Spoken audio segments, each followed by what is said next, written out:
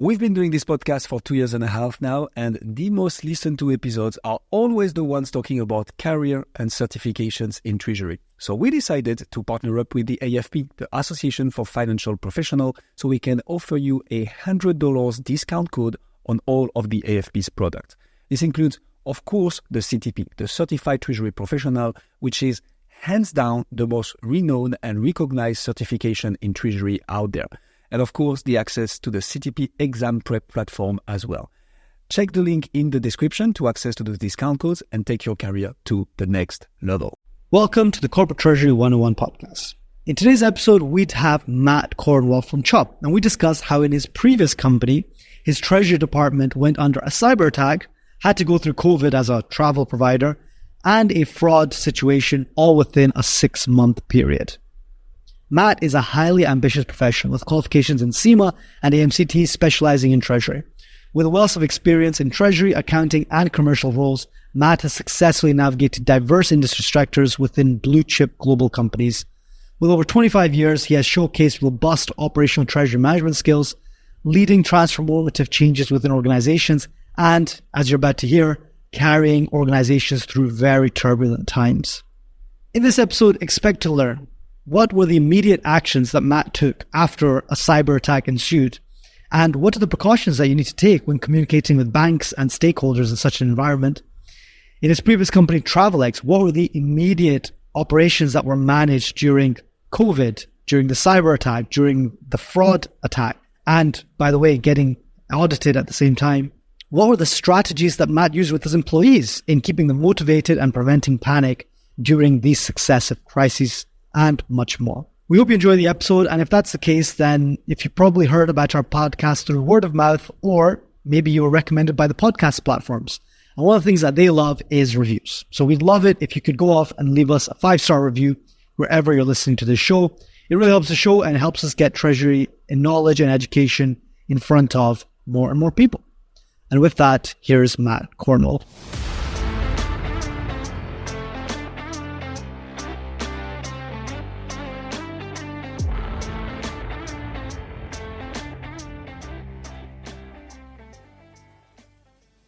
Matt, thank you so much for coming on the Corporate Treasury 101 podcast. Oh, pleased to be here. Super excited to go into your story. I think there's going to be loads and loads of gems and lessons to learn out of your experience, right? And then we're going to touch on a little bit more detail. But before we get started, give us your background. So who is Matt Cornwall? Where is he from? Where did he come from? And how did you end up in Treasury? Yeah, I'll try and cover that in a minute or two. So I started my career probably too long ago now, but over 25 years ago as a chartered accountant. Did that for about 9 years, working for a couple of reasonable sized companies, and then joined Corporate Treasury actually a year before the global financial crisis. So that was about 15, 16 years ago. Since then, I've worked for companies such as Virgin Atlantic, what is now Dixon's Carphone, P&O, the shipping line, and also Capita, and the company I'm about to talk to more about, Travelex, the foreign exchange company. Super cool. So tell us a little bit about that transition. Like, how did you end up in Treasury from accounting? We always say that, most people wind up in Treasury. They don't usually intentionally go towards Treasury, but how did that switch happen for you?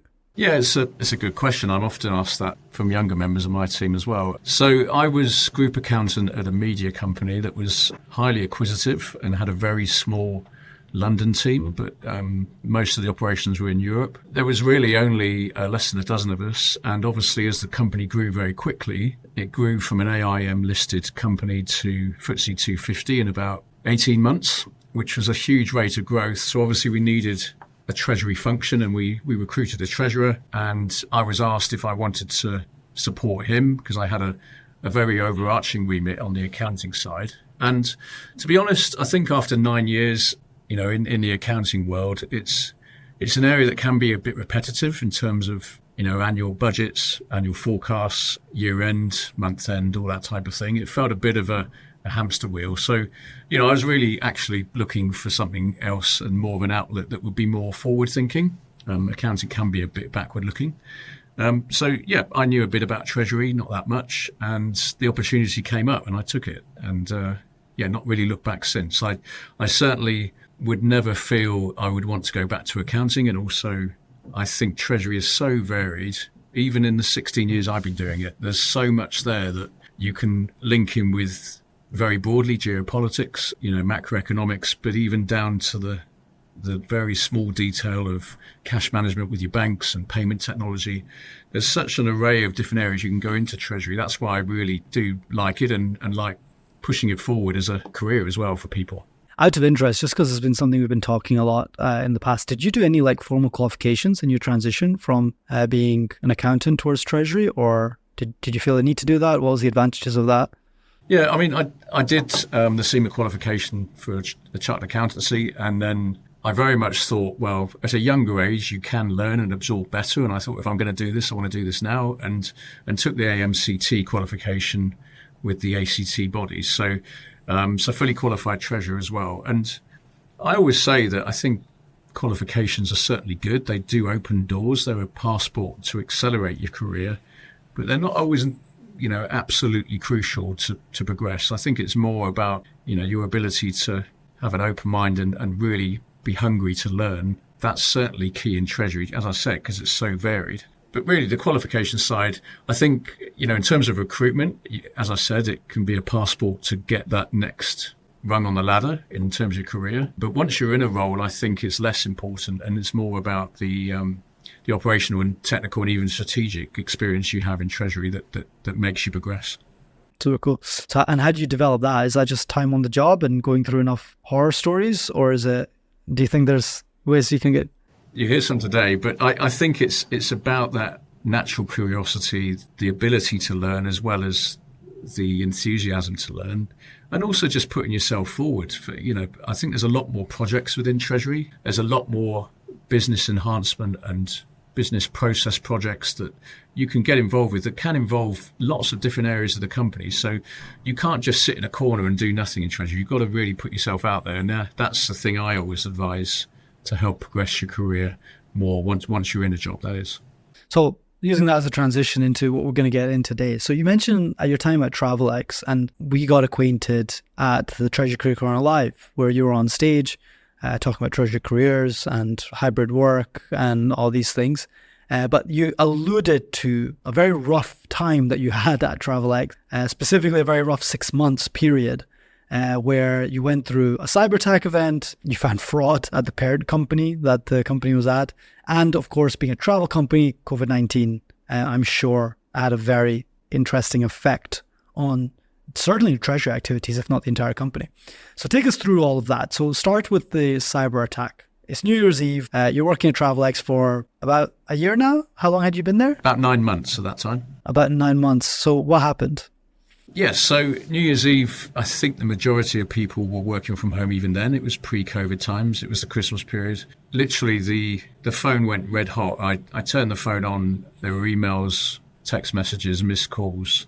And obviously the cyber attack had happened already on Asia time, so earlier in the day. And, I'm no technical expert, but from what I do know is that it was a ransomware attack. It was something that would encrypt hard drives for wherever those servers sat. And it hit first offices in Asia, went all the way from New Zealand across to the west coast of the US. It was believed in a matter of hours, and infected all of our point of sale systems, as well as the everyday laptop for the office worker as well in the company. It was pretty much ubiquitous over the whole system architecture for Travelex. And the way they got in was a weakness in the VPN. It was actually something that had been highlighted only 3 months before within the computer press, and those that sometimes they even stretch companies' networks to try and find deficiencies or weaknesses. So it was something the senior management knew about, but obviously, it's very hard to protect against everything. And I think it required a lot of investment to try and fix that. Yeah, going back to the day, it was New Year's Eve. It was literally 8 a.m. We had a call with the senior leadership trying to ascertain what had happened. It was blatantly clear because everybody who turned their computer on that day, who was working that day, could not do a thing. Here's a tagline for you. Your laptop was as useful as a Frisbee, was what I kept hearing. Every single Microsoft product was disabled. We were, as time went by, literally hours went by, we were all advised not to open up any application at all. And you were typically faced with that message of the malware attack that we later found out was Russian organized crime. The Russian mafia were behind this, and a well-known cyber attacker that people would know if they've been ever impacted by this. What do you do when that happens? You can't access email, any Microsoft product. You can't contact your team. You can't look at your TMS. Banking platforms still work because they were in the cloud and web enabled. So we could still see our balances, which was good. But literally the whole infrastructure of how you work was disabled and you couldn't do anything. So we very quickly had to come up with a contingency plan and put not a finer point on it. We had to run the company via WhatsApp. End-to-end encrypted. Yes, true, exactly. But, I put it mildly, but I had a team up in Peterborough, a very good team, and a team of about 20 between there and London. And some were of a mature age that didn't even know what WhatsApp was. So you're having to educate people in a new social platform to then, give out instructions, guidance, actually stop people from panicking as well. Because, the moment you see how your whole job is governed through your computer systems, all of that is turned off. What do you do? It's a very odd situation. And bring it to light, obviously the point of sale systems were all corrupted as well. So Travelex had the contracts within the major multiples. So if you buy currency for your holiday in Tesco, Sainsbury's or Asda, that is actually not from the supermarket. It's Travelex white labeling their FX product. So all of those were offline. As we started getting the company up on its feet, there was a stage where orders had to be taken simply with paper and pen. It became that prehistoric in how we just kept the wheels running and managing the company. I'll pause there a minute in case there's a question, but I wanted to go into how we actually managed treasury operation. I think that's probably that's what I'd like to hear more about. So, what did you? I guess when you're faced with a crisis situation like that, where your main operating of working is just completely gone, I'm guessing you need to consolidate down on. You need to figure out what are the core operations that we cannot stop, right? And how do we do those?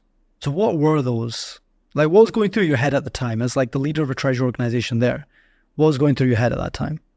Well, if we focus on the personal element, the point is that at a time like that, you have completely incomplete information. You don't know what you can and can't do. You don't know what resource you have. You don't know what your priority is next, really. So that was really the first step, was to understand, okay, what is our capability? What can and we can't do? So as I said already, our banking platforms were still working. We could make payments. We could get visibility over our balances. But at the same time, we run the company on a reasonably tight shoestring in terms of liquidity. We had a credit facility, but that was almost fully drawn. It was obviously at year end, so the cash balances were of a certain position that wouldn't be typical for that time of the rest of the year. And also, I think any treasurer would agree, your number one priority is keeping the cash flow and keeping the liquidity available, because you just don't know what's coming next. And also, you have no idea how long this problem is going to last. Is it going to be a few days? Is it going to be a few weeks or even longer? So it's an old adage in Treasury that you prepare for the worst and hope for the best. It's that cliche, really. So, it's a combination of what your capability is. We could make payments. We could see balances. What was our priority? It was liquidity management, making sure we had enough working capital to keep the business going. And probably not really in a priority, but getting the communication out to the teams, to the operations teams and my own individual team to make sure that people knew what to do next. And, some people thought, right, we just down tools until I get a phone call from the boss. You've got to keep the momentum going so that you are ready when things come back online. But at the same time, you don't know when that point's going to happen. So there's a massive amount of uncertainty. And it's very hard to explain that, because it's your whole lifeblood for the company is and cash management, especially when we were running things very tightly anyway. So you're completely blindsided. And it's quite scary, to be honest, when you're faced with that, really, because there's so much unknown about the situation. I'm going to make a very weird comparison here. Have you watched the TV show The Walking Dead? Yes, I've seen a few episodes. So people are going to be wondering where the hell he's going with this. So when I watched The Walking Dead, everyone turned into zombies. I think that TV show did really well was make you realize if there's a zombie apocalypse, the zombies are the immediate threat. And that's what you think is what's going to kill you. But actually, as time goes on, you realize it's actually other humans that are more dangerous because it becomes lawless almost. And it's kind of this like, oh, okay, the zombies were bad, but then this problem over here that you perhaps didn't even realize is actually lurking there as well. Did you have anything like that? So you thought, like, okay, we can't even work. How are we going to make our, payments? You're treasurer in a foreign, like an FX company, right? Like that's like the whole company is a treasury company in a certain way, right? There's aspects of financial risk management to take care of. There's all these operations that you take care of in a large way. I'm sure the immediate repercussions of liquidity management as ransomware, like they just call up and say, I need this much cash. That cash needs to be available if you're going to be paying it off, which by the way, at the end of it, you need to tell us if you actually paid them or not. But were there any like second order effects that came out of that people maybe you never imagined or most people would be surprised to hear? Yeah, that's a very good question. Certainly, yes, you have all those immediate thoughts I said earlier, but then it's how people behave and then also how your stakeholders behave is what you can't really foresee. So to break that down into two areas, certainly I'd say that the senior management were very, very good in terms of getting a specialist consultant involved very early. There is legislation in this country where you have to let the ICO know within 72 hours of a cyber attack. So you have to move very quickly and get the expertise in quickly. So we had a consultants firm, maybe even two of them, that almost became in-house for about 2 months for the month of January and February. So not losing sight of the question. The other area is, there was a lot of solidarity. We had very close links with our banks, but not only as providers, but also customers. We provided all the FX and currency for the main UK high street banks in delivering the banknotes to them. And, there was a lot of, initial knee-jerk reaction, are any of the Travelex systems connected with the banks? We need to terminate those as quickly as possible.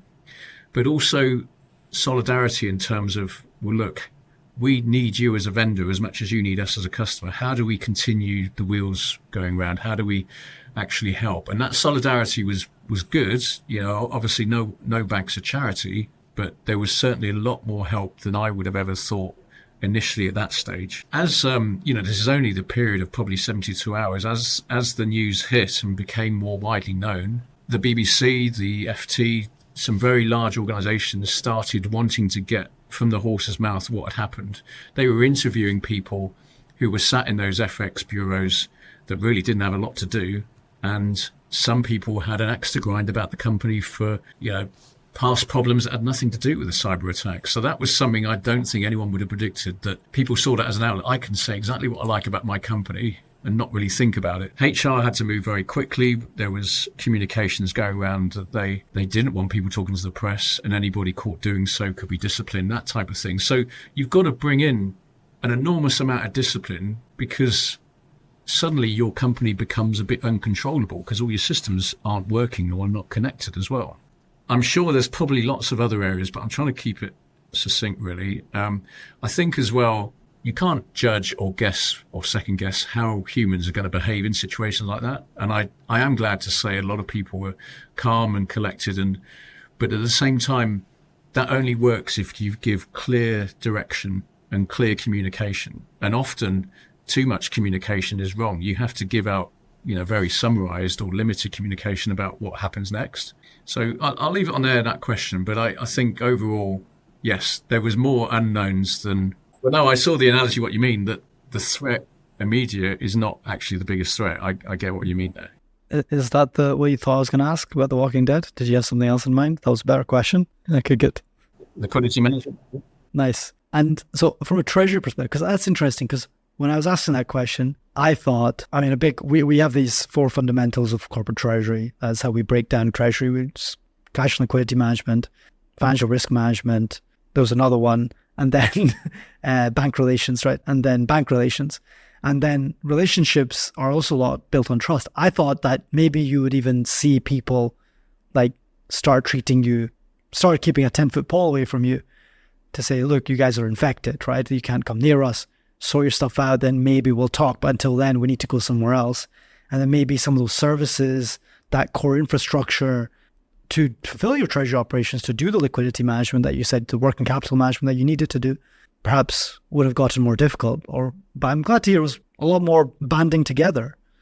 At least initially. I'll come on to how that changed, though. But yeah, if anything, what you described, Sam, was almost a known unknown, that we realised that banks would, A, want to pull the plug on any system connection, and B, suddenly review our credit risk a lot more. But Barclays was our main bank. We were termed as a gold-plated customer. I think that just means they made a lot of money out of the company. We had to be careful what I say now, but, I was very, very conscious of, we were paying above market pricing for our credit facility, for example. We had 18 billion of derivative trades that we did annually, and they were very small, to be honest. We used to hedge very frequently, but small values constantly during the day, typically with an automated tool through a TMS.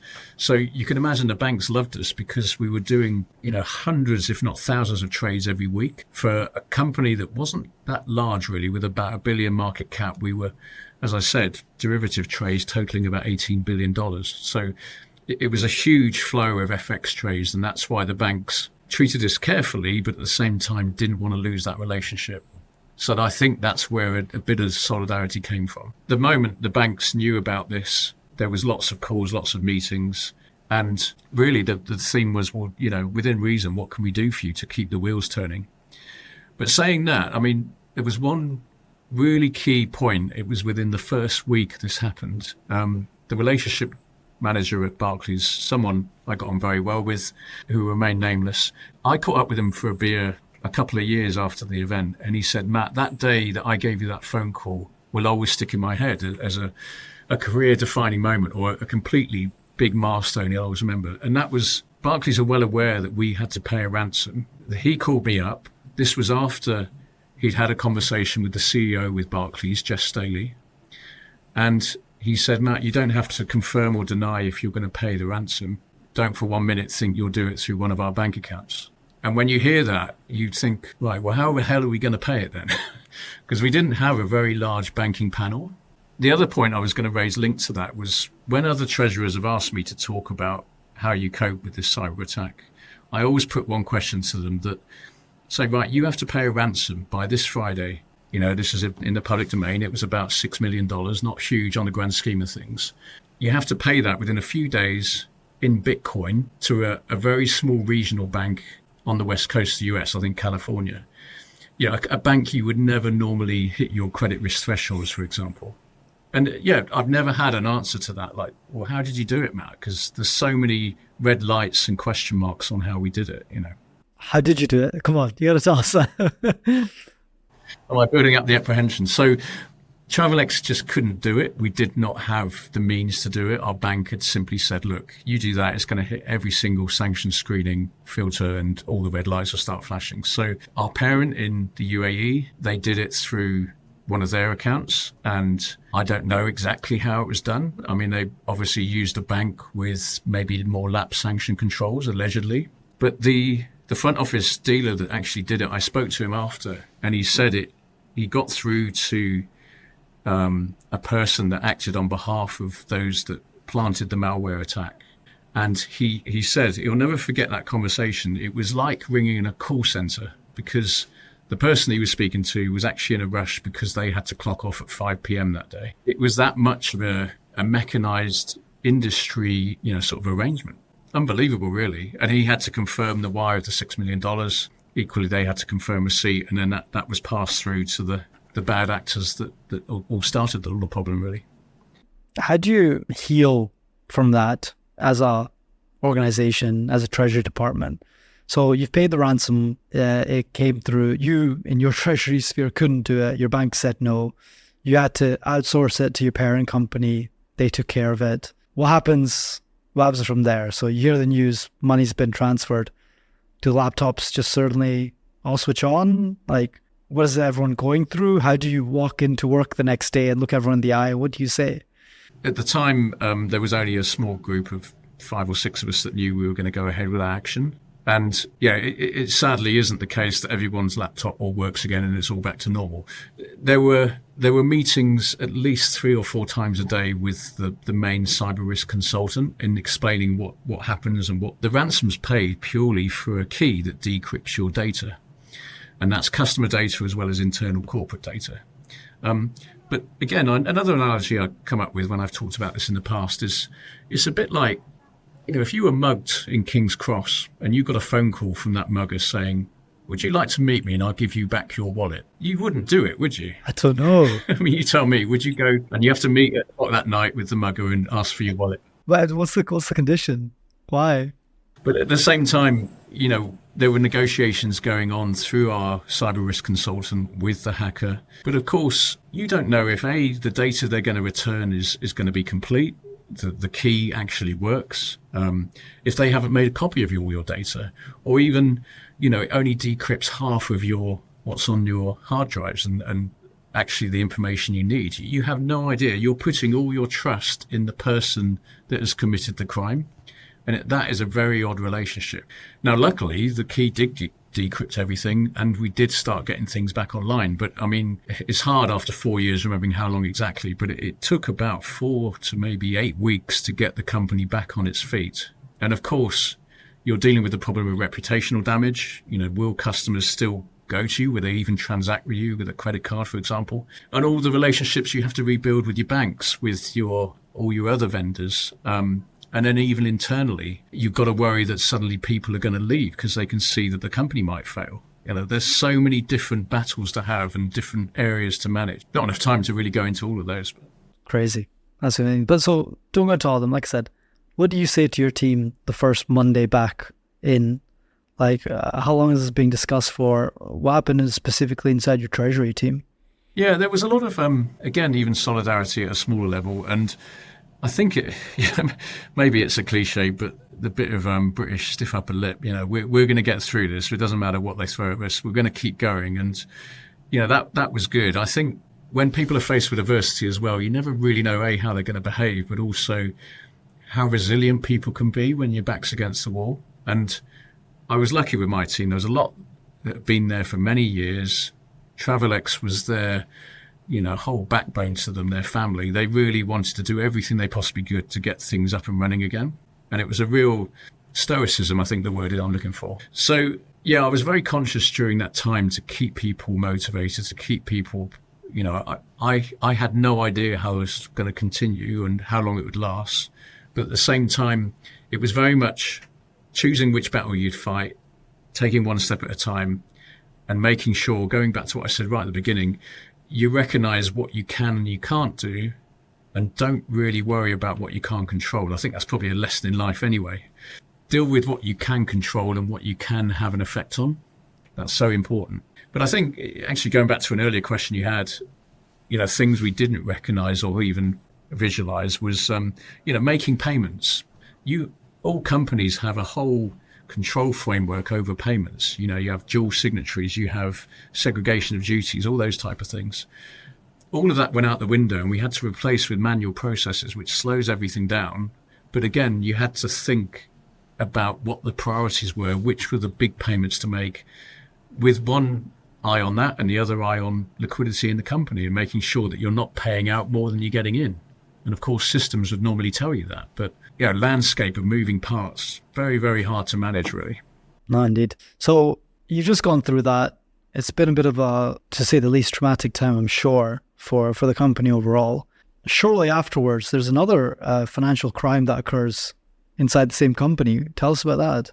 Yeah, so if we rewind back to autumn 2019, there was a hedge fund that started scrutinizing the financial statements for a sister company not linked to Travelex or its parent, a company called LMC Health, actually a FTSE 100 company at the time.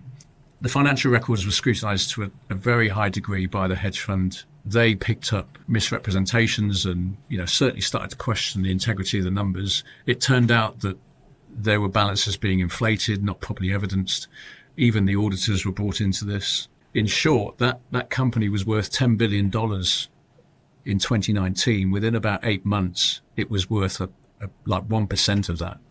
The whole company model got ripped apart by the hedge fund. This was all very public. And, we were constantly thinking, while we were dealing with the cyber attack, is this something else that we're going to have to deal with? The managing directors for both that company and Finabler was the parent of Travelex, were brothers. They were backed by the same Indian billionaire. This is all in the public domain. I won't mention any names. And naturally, people drew the conclusion that, well, whatever's happening at NMC Health is also happening at Travelex's parent at Finabler. There was, distinct statements made to try and counter that. The hedge fund then moved the spotlight to Travelex's parent. That owned about 5 or 6 other companies like Travelex. And sure enough, they found errors and misrepresentations in the financials, and it turned out the same thing was happening. And it was done through a sophisticated supply chain finance arrangement. Bank accounts were being set up that auditors didn't have any knowledge over.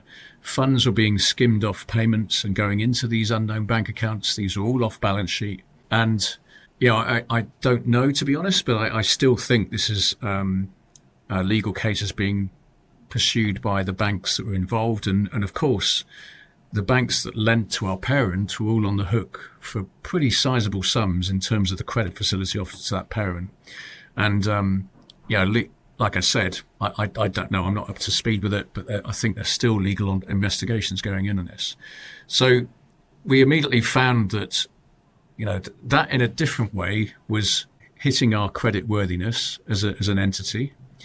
The cyber attack, nearly took us down. We nearly had to switch the lights out as early as January, February time. But then the fraud became public knowledge. The banks then behaved quite differently. They found that, there was questions over whether Travelex was a going concern without parent support if the parent was liquidated, for example. So, the bank spoke to us very differently then. We had some banks withdraw support completely. I was running a treasury team for an FX company with just one FX line with one bank. All our credit facilities were withdrawn. We had an intraday facility that luckily I was able to negotiate, but it meant that liquidity, when we really thought it couldn't get any worse in January, was tightened even more. And, we had the systems up and running again, but at the same time, we were doing working capital and cash management, cash forecasting, almost on an hourly basis to keep the wheels going round. That was February 2020. So I think what happened the next month. So Boris got on the TV and explained what lockdown was to all of us. What was that? I think it's ingrained in my head. Was it March the 17th, I think? Maybe the 25th? Yeah, COVID, March 2020. And we all had our last day in the office for, again, we didn't know how long we'd be at home. So very quickly it became clear that, as you said at the beginning, that the travel and the tourism industry was intrinsic to Travelex. You heard stories of EasyJet, BA furloughing and getting rid of 50% of their staff within a few weeks. All planes were grounded. Travel was non-existent for months. Again, I think it goes back to the personal side of this. At times of crisis, it's very hard to try to bring along your team with everything you're doing because a lot of information, or you're privy to a lot of information that you just simply can't share. Again, it's 4 years ago, I can't remember exactly, but within 10 weeks, we had 90% of our revenues evaporate. And you can't run a company like that in a normal way. It just becomes, you have to do the absolute bare minimum. There was an email, when email started working again, an email going around from HR asking people to volunteer for unpaid leave. That was one example of just how drastic it got to try and keep a control of that cost base as much as possible. Sadly, I had to tell my team, we're all going to take a 20% pay cut. We did that for 4 months. Later on, probably April, May time, I had to put half of my team on notice, and then 6 of those sadly were made redundant, one being there for over 30 years. And of course, all of that was done over Zoom calls, very impersonal. I would never wish that on my worst enemy doing that. That was a pretty grim time when I had to have those conversations. But, it's just bringing to light the fact we had to do some massively drastic things to try and reduce that cost base to really prevent 11,000 people losing their job. Again, I can go into more of this if you want, but I'm conscious I'm rattling on a bit now. But no, not at all. I mean, tell me, so again, from a treasury perspective, right, you lose 90% of your revenue. How do you keep things going? What was your cash situation at that time? How close did you get to bankruptcy, and how did you avoid it? So I'll answer that question with the frame of the period from March to June 2020. It's really those 3 months were absolutely critical. As I said, cash forecasting became the number one task within the company. It was so scrutiny over that was, laser focused. It had the CEO chairing the meetings, all the senior leadership and the key people involved in that process. If anything, all the information the company generated was all to plug into a cash forecast to make sure we had, as much certainty over cash flows as possible. And anyone listening to this knows that cash flow forecasting, I always say, in any company is done badly. It's just done badly in different ways in different companies. It's a hard thing to do. You can control your payments, but it's very hard to control your receivables, So again, you prioritize, you think, right, what do I absolutely have to pay? You have to pay your staff. You have to pay HMRC for tax. There's contractual payments. Those type of things have to be top of the list. And I'm not exaggerating. Every afternoon we would go through and prioritize which payments went out that day. The group CFO had to authorize that, and then we would release those payments the following day to make those. But of course, even that was incredibly tight, and hence the reason for the redundancies. Sadly, we closed the entire US division. That was 3,500 people lost their jobs. That had been in the US market for over 30 years, I think. As the responsibility of directors, they had to continue the company as a going concern as much as possible. In the end, we had to put into what's called a pre-pack administration process, the main trading entity, and then transition across everything from one Travelex entity to another, with the one that was remaining basically did go into administration. So that cut off creditors, that seriously annoyed a lot of very long-standing creditors as well. But it was either that or completely turn the lights out. So again, a massively difficult decision for the directors at that point. And the operational side of this, and I relay it to my team now, and they still don't believe me, I don't think. But if you think about it, you've got all those bank accounts in that trading entity. That trading entity doesn't exist anymore. What do you have to do? You have to open bank accounts in the new entity. I still think this must be a world record, but we opened 120 odd bank accounts in about 4 weeks. I think it might be a little shorter time than that. And, anyone in Treasury now, KYC and everything else, it takes weeks and weeks just to open one bank account normally. Which bank is letting you open accounts with FX company in the peak of COVID? How did you swing that?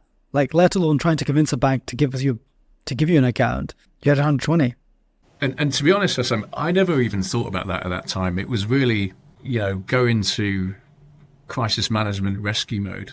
But the bank was Barclays, and it was our only key banking provider. The others had left.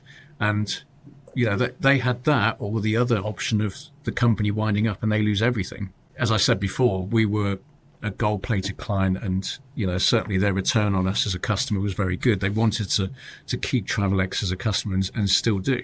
So that was, I imagine there were senior exec conversations even in Barclays to allow that to happen. But that's how we got it done in the end. And then really to go to the end of that June period, in short, the bondholders, where that was the main source of funding for the company, the bondholders became the new owners. They took a massive haircut on their lending to the company. And I think some new parties came involved as well. But effectively, that raised, I won't say the number, but it was tens of millions. There was a considerable chunk of that taken out to pay all the advisors and the consultants, but it was enough to keep the working capital within the company and really continue the wheels going and fueling the company in terms of putting it to value and building the company back up again. And it was that close that we nearly turned the lights out that summer. And if you remember, people had never, A, been through a pandemic before, B, I think the summer was really good as well, and C, the concept of working from home, some people absolutely loved it. They could spend more time with their children. Maybe some didn't want to do that. They could clock off early. They could enjoy the really good weather. And it was a whole different world. And I made sure, personally, I kept my head level and kept my feet on the ground by, seeing friends regularly when we were permitted to. And it was always interesting hearing their side of the world to what my side of the world was. I'm not trying to play the victim, but it kept things in perspective. I thought, You could have all these bank calls, all these lawyers calls, these really grim conversations. But at the end of the day, there's more important things in life. Keep your feet on the ground and you talk to your friends, your family, my immediate family. I think you might remember when we last spoke, my wife had a baby only the year before. So we had a 9-month-old and a 3-year-old. It was them that made me keep perspective on things. That's super interesting. I guess, indeed, as a leader of an organization at the time, your personal mental health and how grounded you are and your personal, let's say, internal state is going to drive a lot of the way that you interact with your staff, the way that the sympathy that you have when you are having those difficult conversations, and the perspective that you've put yourself in when you're having those as well. And then also the strength to be able to step up and guide during that very rough time. What did you learn were your key leadership takeaways through all of that? It's one word, it's communication. It's how you communicate and how frequently, what words you use, your tone, and how you really get some quite difficult situations expressed to your team about how we should go forwards and what we should do next. And as I said, as a leader as well, you were privy to a lot of information you couldn't possibly share with your team that actually probably would have painted a lot worse picture. So it was about being able to filter. Can you give us an example? What's an example of that? The fact we paid the ransom, the fact that we couldn't really trust what we were going to get back in terms of encrypted information, the uncertainty about how that would all pan out, the inner workings of the fraud at the parent. I mean, there were lots of people asking, what really happened, Matt? I couldn't tell them then. And, equally, I think ignorance was bliss in a way, because the team were very good. They kept on with the BAU, the operations, and really that stoicism just to keep the wheels going.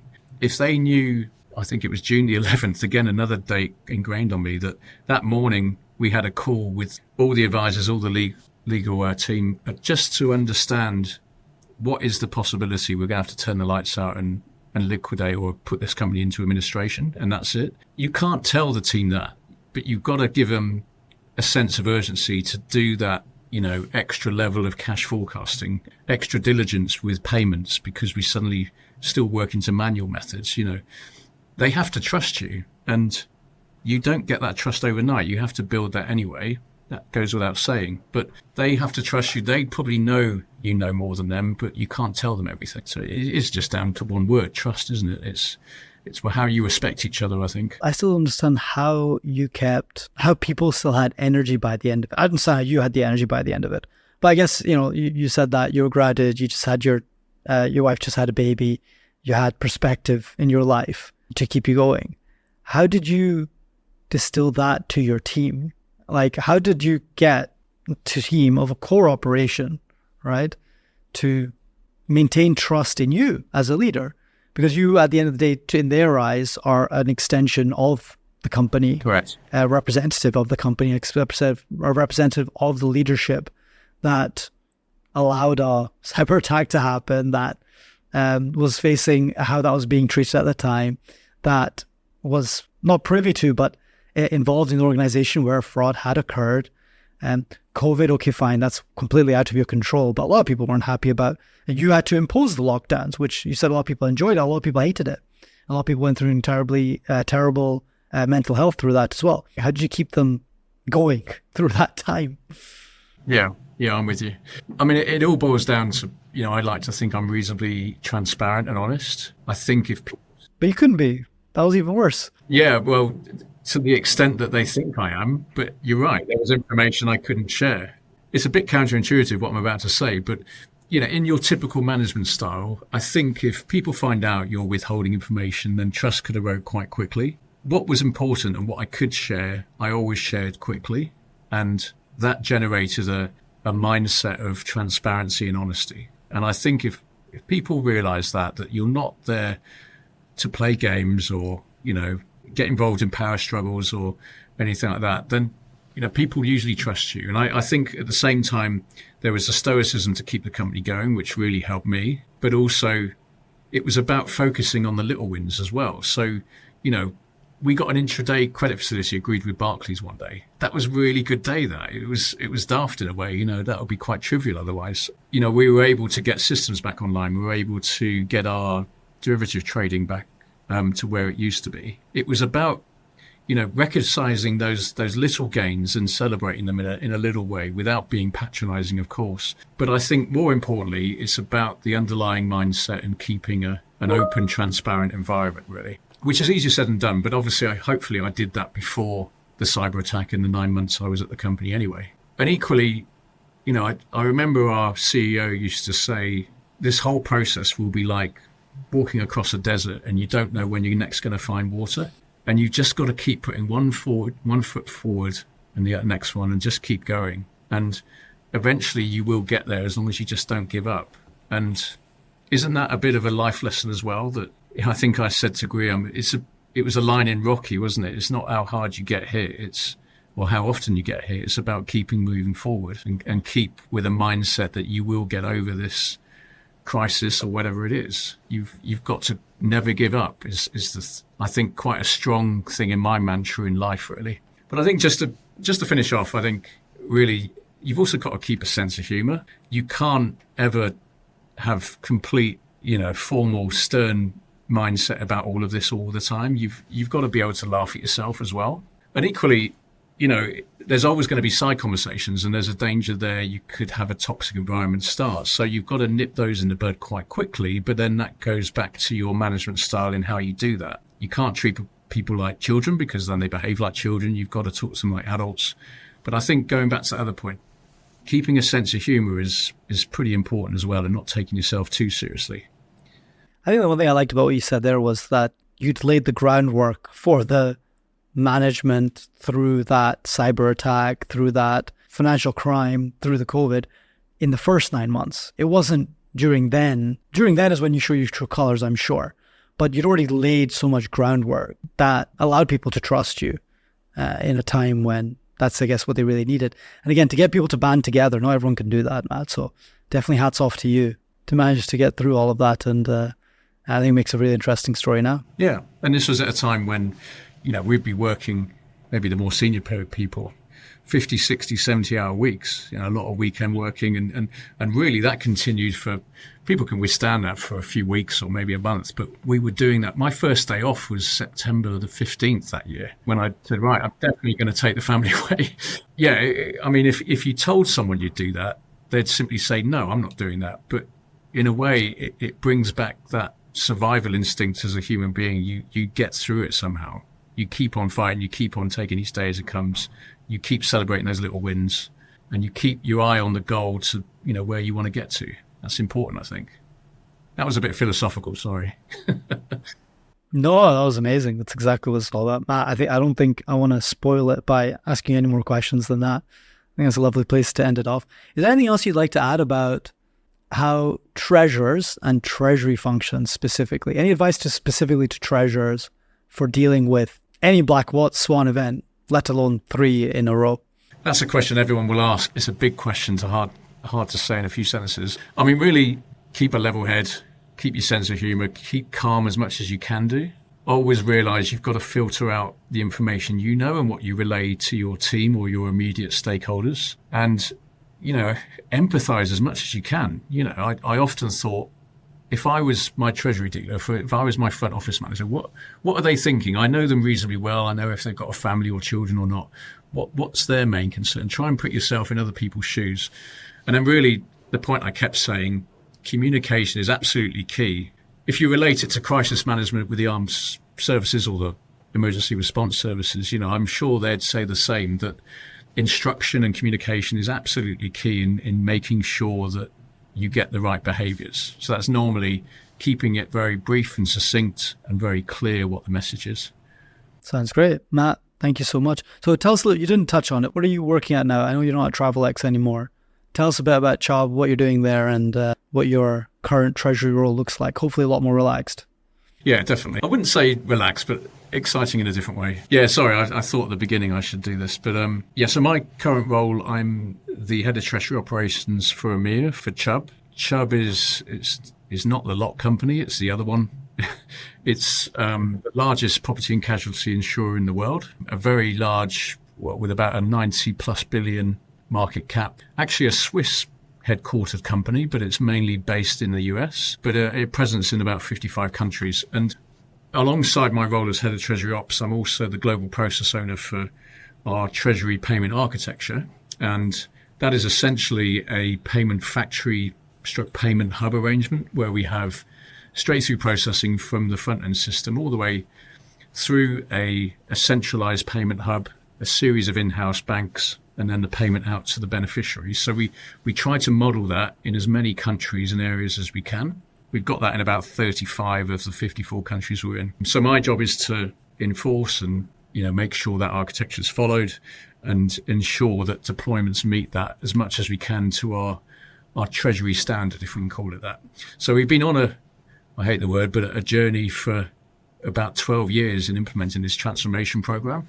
And certainly there's more to do on that. And that's really keeps my job very interesting, going back to the original point about variety. But it also means I have to stay at the forefront of payment and receivables technology, for example. That keeps it very fresh. I think technology is moving very quickly at the moment.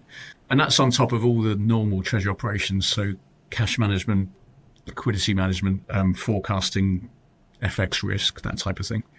Awesome. Matt, if people want to find out more about you or get in touch, where should they go? Just LinkedIn's the best place or anywhere else specifically? Yeah, LinkedIn's absolutely fine. And, certainly have people contacting me through that. I'm always fine with that platform. Sounds great. Well, make sure we have a link in the show notes below. Matt, thank you so much for coming on the show. Okay. Thanks a lot for your time.